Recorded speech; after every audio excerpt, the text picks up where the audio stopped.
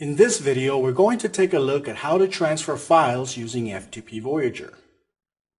Let's begin by establishing a new connection to our remote server. Here I'm going to select the My Website connection and select the Connect button. Once my connection is established, I can see all the files and folders that are currently available on my remote server.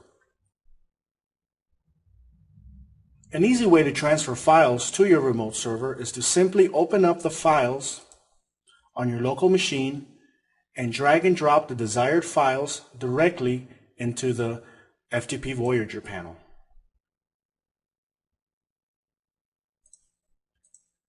Another way to transfer files is to navigate from within FTP Voyager using their Explorer panel.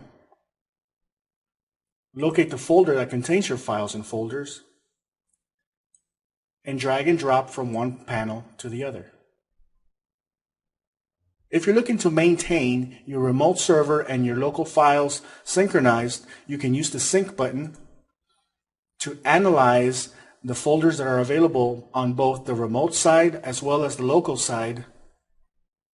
And the software will automatically analyze the folders available on each end and tell you which files need to be transferred from one place to the other.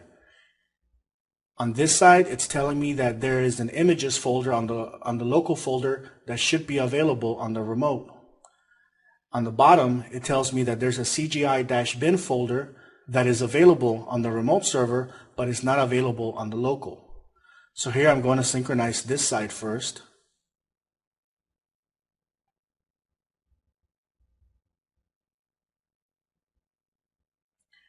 And then I'm going to synchronize the other end.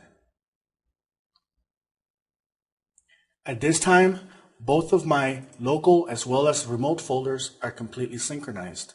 Congratulations, you now know how to transfer files using FTP Voyager.